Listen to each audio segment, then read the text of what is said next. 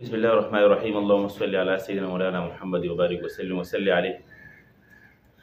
शोबा हिफ़्ज़ से मुताल्लिक़ जो ज़रूरी बातें होती हैं, सबसे पहले नंबर पर सबक, दूसरे नंबर पर सबकी और साथ में मंजिल।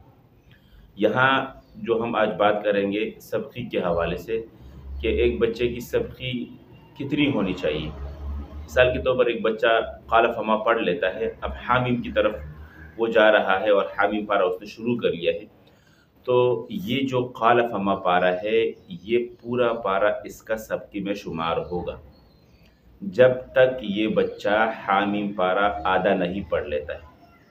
जब भी जिस वक़्त जिस दिन उसका आधा पारा हो जाएगा, तो ये क़ाल फ़मा ख़त्बुकुम जो पारा है, ये एक दिन पहला आधा सुनाएगा और दूसरे दिन दूसरा आधा सुनाएगा अपने इस हामीम पारे के साथ। तो ये रोज़ाना की तरतीब इसकी चलेगी।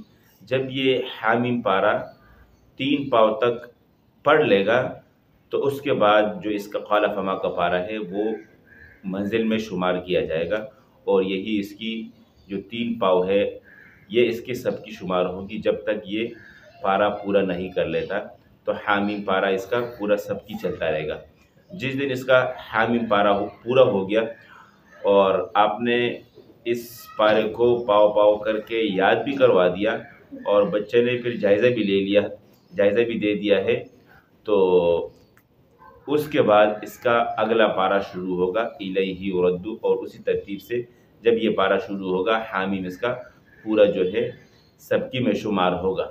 अच्छा, यहाँ एक बात काबिल गौर है कि बस औक़ात हमें दुश्वारी होती है कि हमारे पास टाइम कम होता है, तो उस सूरत में हम क्या करें, सबकी कितनी रखें।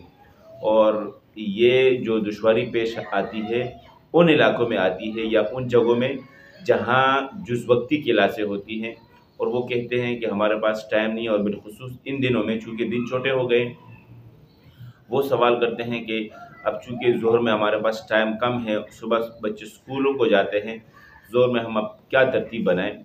तो उनके लिए ये तरतीब है कि आप उनकी जो सबकी की मिक़दार है, उस सबकी की मिक़दार को आप कम कर दें। हामीम क़ाल फ़मा उसने पूरा कर लिया है, अब हामीम उसका आधा हो गया है, तो क़ाल फ़मा को आप उस आधा पारा पूरा होने के बाद क़ाल फ़मा को आप मंजिल में शुमार कर दें और यही उसका आधा पारा फ़िलहाल चलाते रहें आखिर तक। और अगर आप फिर भी कहते हैं कि यार हमारे पास टाइम बिल्कुल कम है और फ़जर में बच्चे आते हैं, सबक सुना के चले जाते हैं, तो आप उनकी सबकी की मिक़दार जो है 10 सबक 10 असबाग कर दें। सबक सुनाएगा बच्चा और उसके फ़ौरन बाद चूँकि उसने मज़बूत याद किए होंगे ये 10 असबाग, आपके पास दाएँ तरफ बाएँ तरफ बैठ जाएगा।